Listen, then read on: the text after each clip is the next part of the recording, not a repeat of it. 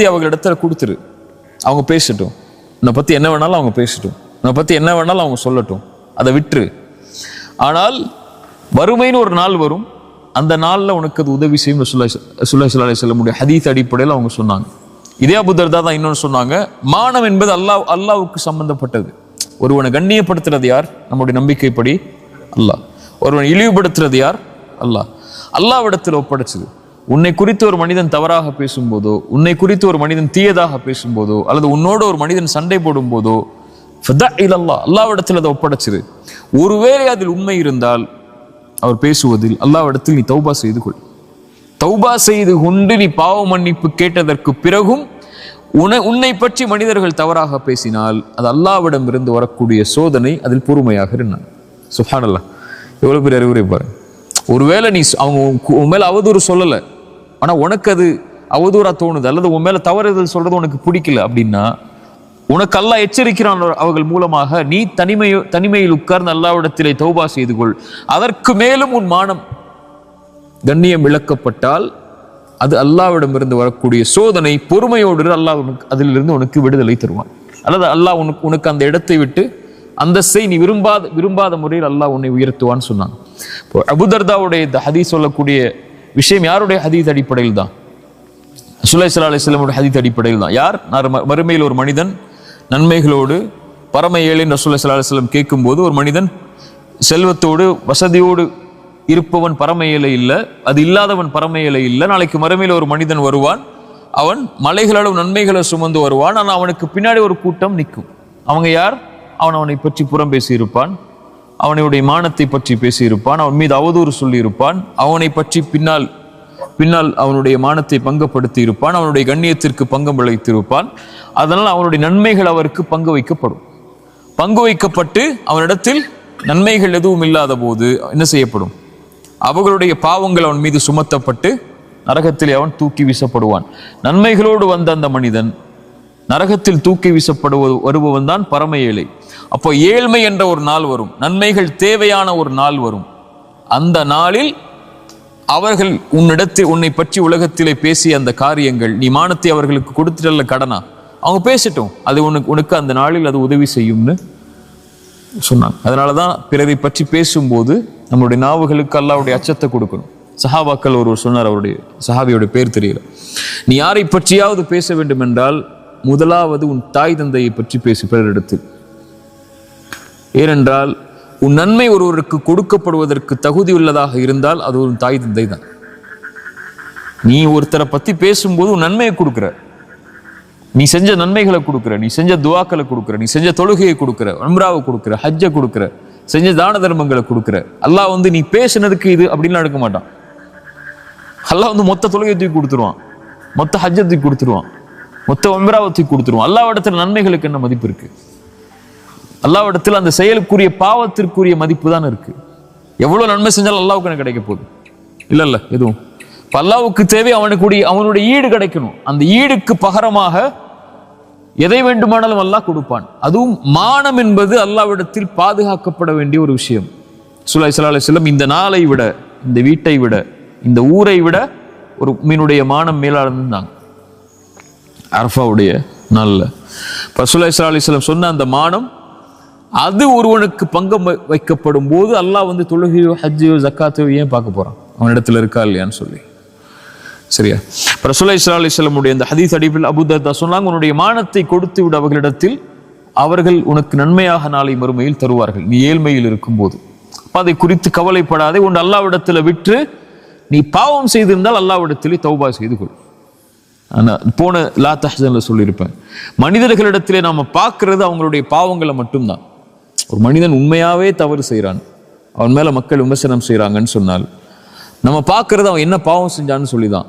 நமக்கு தெரியாத ஒன்று, அவன் அல்லாஹ்விடத்தில் அதுக்குரிய பாவ மன்னிப்பை பெற்றானா இல்லையா என்றுதான். எல்லாருமே பாவம் செய்யக்கூடியவங்க தான். ஒருத்தர் மேல குற்றச்சாட்டை வைக்கிறோம்னா அந்த குற்றம் இல்லாத பல குற்றங்கள் நம்மள்ட்ட இருக்குல்ல.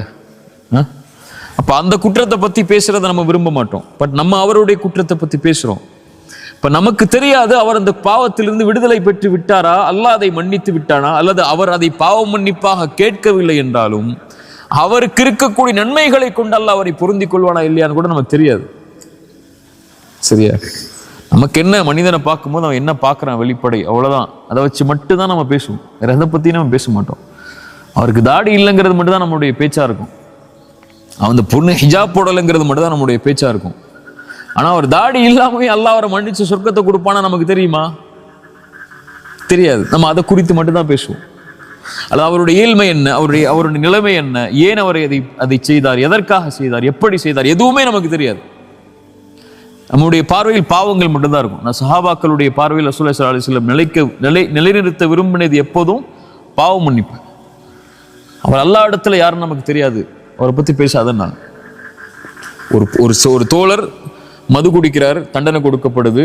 சஹாபாக்கள் ஒருத்தர் சொல்றார், நாய் அடி படுற மாதிரி அவர் பட்டுட்டு இருக்கிற, திரும்ப திரும்ப இதே பாவத்தை செஞ்சுட்டுன்னு சொல்லி சொன்னாங்க, லா தலஅனு, அவரை சபிக்காதீர்கள், அவர் அல்லாஹ்வையும் ரசூலையும் நேசிக்கக்கூடியவர்னு சொன்னாங்க.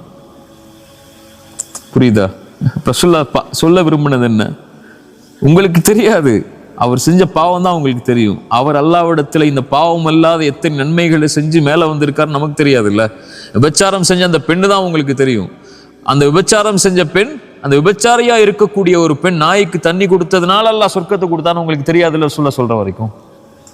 அது என்னைக்கு ஒரு நடந்த சம்பவம் தானே. ரசூலுல்லா அந்த விஷயத்தை சொன்னதுனால தானே அந்த பெண்ணுக்கு சொர்க்கம் கிடைச்சிச்சுன்னு உங்களுக்கு தெரியும். இப்போ அது மாதிரி எத்தனையோ பாவம் செஞ்ச மனிதர்களுக்கு அல்ல எத்தனையோ சொர்க்கத்தையும் அவனுடைய அந்தஸ்தையும் அல்லாஹ் உயர்த்தி இருக்கும் போது நீங்க எப்படி அவங்கள பத்தி பேச முடியும்? ஆயிஷா ரலியல்லாஹு அன்ஹா அவமானப்படுத்தப்பட்டாங்க இல்லையா? பெரிய ஒரு இழி சொல் அவங்க மேல போடப்பட்டுச்சு. என்ன இழி சொல்? நபியுடைய மனைவி வெளிப்படையா சொல்லணும்னா விபச்சாரம் செஞ்சதாக ஒரு அவதூறு கிளம்புச்சு. ரசூலுல்லாஹி ஸல்லல்லாஹு அலைஹி வஸல்லம் நம்பல. ஆனா ஆயிஷா ரலியல்லாஹு முன்னாடி சபைக்கு போய் அபூபக்கர் வீட்டில் இருக்கிறாங்க, தந்தைக்கு முன்னாடி ரசூலுல்லாஹி ஸல்லல்லாஹு அலைஹி வஸல்லம் சொன்னாங்க, ஆயிஷா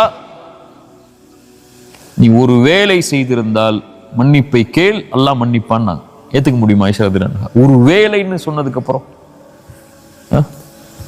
ஒரு நபி, ஒரு வேலை நபி, ஆயிஷா நீ செய்திருந்தால் அல்லாஹ்விடத்திலே மன்னிப்பை தேடிக்கொள், நீ செய்யவில்லை என்றால் அல்லாஹ் உன்னை பாதுகாக்கட்டும். நான் ஆயிஷா ஏத்துக்கவே முடியல, அந்த வார்த்தையை ஏத்துக்கவே முடியல. அதான் சொல்லாட்ட பேசல அவங்க. அதுக்கப்புறம் அல்லாஹ்ட்ட ஒப்படைச்சிட்டாங்க, அதெல்லாம் நீ பார்த்துக்கோன்னு சொன்னாங்க. இப்ப அல்லாஹ் அவங்களை பரிசுத்தப்படுத்தினான் அந்த பொறுமையின் காரணமா. நபி யாக்கூப் என்ன சொன்னாரோ அதே வார்த்தையை நான் சொல்கிறேன். எனக்கு நபி யாக்கூப் அலைஹிஸ்ஸலாம் அபு யூசுஃபுடைய தந்தை எதை சொன்னாரோ, ஃபஸப்ருன் ஜமீல் வல்லாஹுல் முஸ்தஆனு அலா மா தஸிஃபூன், இவர்கள் சொல்லக்கூடிய விஷயத்தில் அல்லாஹ் போதுமானவன், நான் பொறுமையை கடைபிடிக்கிறேன். யூசுஃபுடைய தந்தை எதை சொன்னாரோ அதை நானும் சொல்கிறேன்னு பொறுமையா இருந்துட்டாங்க. ரசூலுல்லாஹ் எதுவுமே பேசல, குதர்க்கம் பண்ணல.